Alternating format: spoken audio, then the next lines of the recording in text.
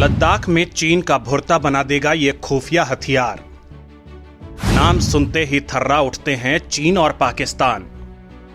Radar पकड़ पाता है, ना ही छोड़ता है कोई निशान। पल भर में मचा सकता है पूरे हिमालय पर तबाही। लद्दाख में सीमा विवाद को लेकर चीन और भारत के बीच टकराव चल रहा है। चीन का रुख हमेशा की तरह आक्रामक है और वह लगातार भारत को युद्ध की धमकी दे रहा है। लेकिन इस बार भारत भी डटकर चीन का मुकाबला करने के लिए तैयार है। आखिर आज के भारत के पास ऐसा क्या है जो चीन को घुटनों के बल बैठने को मजबूर कर देगा? भारत के पास वो कौन सा ब्रह्मास्त्र है जो न केवल चीन को घुटने पर लगा देगा बल्कि उसे हमेशा के लिए तहस नहस कर देगा? तो दोस्तों, उस हथियार के बारे में जानने के लिए तैयार हो जाइए जिससे चीन और पाकिस्तान दोनों भयंकर खौफ खाते हैं। पाकिस्तान तो खुलेआम भारत पर आरोप भी लगा चुका है कि भारत के इसी हथियार ने उसकी सेना का भुर्ता बना दिया था। मैं आपको इस सीक्रेट हथियार की हर वो बात बताने वाला हूं जो आपको बाग बाग कर देगी। वीडियो पूरा देखिए और अगर आप भी कुछ जानते हैं तो मुझे कमेंट में लिखकर जरूर बताइए। तो दुनिया में हर तरफ हथियारों की होड़ मची हुई है। हर देश बेहतरीन हथियार बनाने में जुटा है। ये हथियार ऐसे हैं जिनके बारे में आप सोच भी नहीं सकते। इन हथियारों को बनाने के लिए इन देशों के बेहतरीन वैज्ञानिक लगे हुए हैं। आज विश्व के ज्यादातर देश युद्ध की तरफ बढ़ रहे हैं। दुनिया में शक्ति संतुलन बदलने के साथ ही युद्ध का खतरा बढ़ता जा रहा है और हर कोई इस युद्ध को जीतना ही चाहता है। इसके लिए वो जितना निर्भर अपने हथियारों पर, उससे ज्यादा वो तकनीक को महत्व दे रहा है। बीते 10 सालों में अगर सबसे ज्यादा परिवर्तन किसी प्रणाली में आया है तो वो है युद्ध, क्योंकि समय बीतने के साथ हर देश अपनी तकनीक को विकसित करने में लगा है। अमेरिका जैसे देश पूरी तरह से टेक्नोलॉजी पर निर्भर है। वो भविष्य में बनाए जाने वाले हथियारों पर काम कर रहे हैं। वो कुछ ऐसा बनाना चाहते हैं जिसमें इंसान का दखल कम ही हो, इसमें ज्यादा से ज्यादा मशीनें ही हों। इसका एक फायदा ये होगा कि युद्ध में सैनिकों को खोने का गम नहीं होगा और दुश्मन को नुकसान भी ज्यादा होगा। रूस, अमेरिका और चीन में हमेशा से ही हथियारों को लेकर होड़ रही है। इस रेस में भारत भी शामिल हो गया है। दरअसल भारत को अपने पड़ोसी देश चीन और पाकिस्तान से हमेशा खतरा रहा है। कोरोना काल में आज तो चीन भारत की सरहद पर बैठ गया है, जिससे दोनों देशों के सैनिक आमने सामने आ गए हैं। और जिस तरह से मामला गंभीर होता जा रहा है उसे देखकर लगता है कि दोनों देश युद्ध के मुहाने पर खड़े हैं। दुनिया जानती है कि चीन के पास आधुनिक हथियार है और वो युद्ध में भारत पर हावी हो सकता है। लेकिन दोस्तों, अगर आप लोग भी ऐसा सोचते हैं तो ये आप बिल्कुल गलत सोच रहे हैं, क्योंकि आज का भारत 1962 वाला भारत नहीं है जो चीन के सामने मात खा जाए। आज भारत के पास भी ऐसे हथियार हैं जो पल भर में चीन की मिसाइलों को खाक में मिला देंगे। दोस्तों, आज की हमारी ये रिपोर्ट देखकर आप लोग समझ जाएंगे कि भारत ने पिछले 20 सालों में अपनी ताकत इतनी बढ़ा ली है कि वो अब चीन जैसे देशों को टक्कर दे सकता है।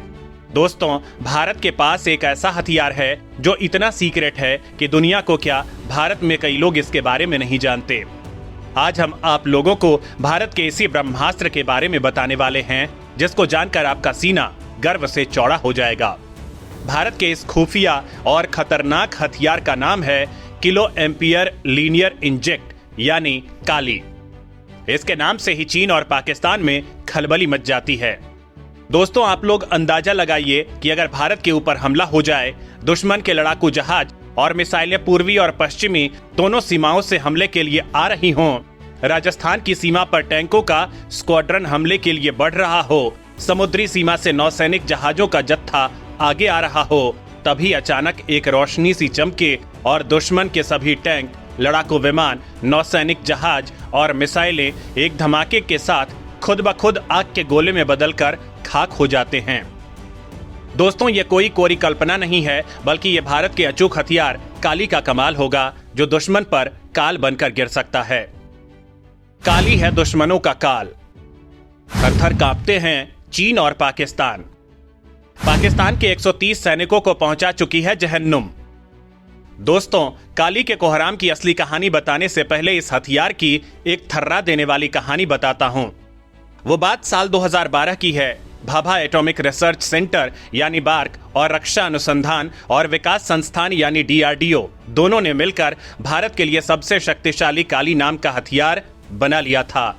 यह एक बेहद सीक्रेट मिशन था और मैं आपको बता दूं कि आज भी भारत का यह सीक्रेट हथियार प्रोजेक्ट बेहद गुप्त है।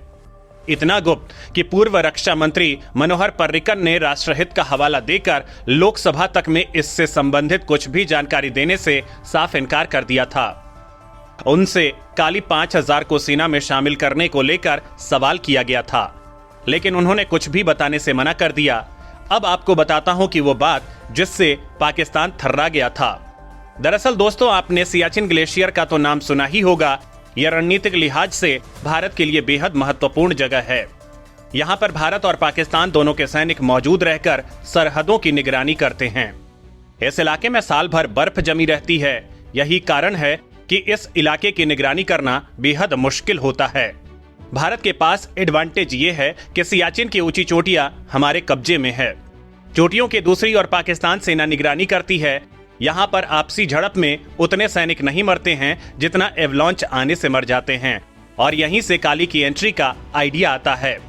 भारत की खुफिया एजेंसी रॉ और रक्षा अनुसंधान संगठन यानी DRDO ने मिलकर एक प्लान बनाया। प्लान था सियाचिन में उस जगह पर एवलॉन्च लाने का जहां पर पाकिस्तान चौकियां थी। इसके लिए तय हुआ कि काली को मिशन पर लगाया जाएगा, लेकिन इस मिशन की राह में रोड़ा बन रहा था काली का आकार। इसे चलाने के लिए लगने वाली बिजली की मात्रा और काली के ऑपरेशन में पैदा होने वाली भीषण गर्मी। ऐसी स्थिति में काली को सियाचिन की चोटियों पर ले जाना तो मुश्किल था ही। अगर काली वहां पहुंचा भी दिया जाता तो ये ऑपरेट होने पर वहां इतनी गर्मी पैदा कर देता कि जिस बर्फीले इलाके में ये लगाया जाता वो खुद भी पिघल जाता। तब रॉ ने प्लान बनाया कि सियाचिन पर काली से ही हमला किया जाएगा, लेकिन काली को सियाचिन की चोटी पर इंस्टॉल करने के बजाय इसे लगाया जाएगा। भारत के भारी भरकम एयर वॉर प्लेन IL-76 पर प्लानिंग तैयार थी, वक्त मुकर्रर था और टारगेट सेट था। बस रॉ इस कोशिश में थी कि यह प्लान लीक ना होने पाए। लिहाजा इसे एग्जीक्यूट करने का काम हुआ सियाचिन से 1877 किलोमीटर दूर उड़ीसा के कटक में। काली IL-76 पर लोड हो चुका था। किसी को यह नहीं पता था कि आखिर यह भारी भरकम मशीन है क्या और किस लिए इसे प्लेन में लादा गया है। खैर, काली हवाई जहाज पर सवार होकर उत्तर प्रदेश के सहारनपुर एयरबेस पर पहुंचा। यहां पर एक दिक्कत थी कि काली को चलाने के लिए जरूरी बड़ी मात्रा की बिजली कैसे दी जाए। रॉ एजेंट्स ने इसका भी समाधान खोजा। एक यात्री प्लेन का इंजन खोला गया, इसे IL-76 में लोड किया गया। इससे कैपेसिटर्स और ट्रांसफार्मर्स जोड़कर काली को बिजली सप्लाई का रास्ता भी साफ कर दिया गया। बस अब काली को सियाचिन में अपने टारगेट को हिट करना था, लेकिन इससे पहले भी कुछ और तैयारियां बाकी थीं।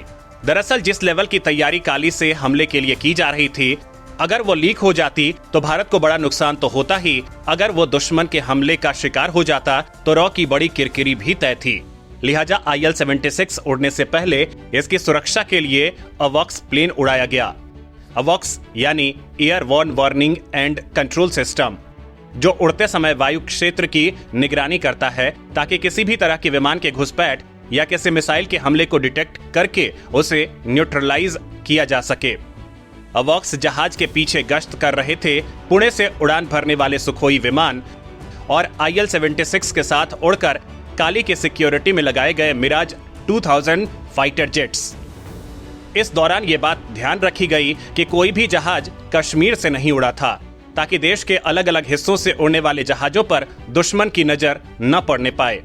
तैयारी इतनी फुल प्रूफ की गई थी कि कश्मीर से पहले दूसरे IL-76 फ्यूल रिफिलर विमान से सुखोई और मिराज विमानों को हवा में ही ईंधन भरकर टैंक फुल कर दिया गया।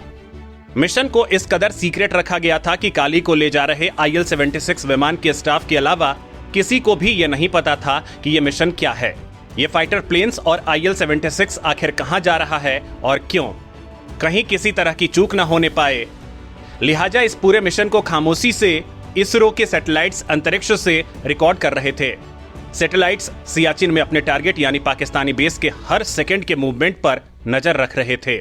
वहीं जमी बर्फ की मोटाई कैलकुलेट की गई, हवा का दबाव जांचा गया, हवा की स्पीड, यहां तक कि ह्यूमिडिटी और सूरज की रोशनी भी। 7 अप्रैल 2012 को वो तारीख थी जब सुबह 5:40 पर काली को अपना काम अंजाम देना था। काली ने सियाचिन में अपना टारगेट लॉक किया और भारी मात्रा में हैवी इंपल्स की इलेक्ट्रोमैग्नेटिक तरंगों की बौछार कर दी। नतीजा ये हुआ कि सियाचिन की चोटी पर से बर्फ की बहुत बड़ी चट्टान खिसक गई और इलाके में एवलांच आ गया।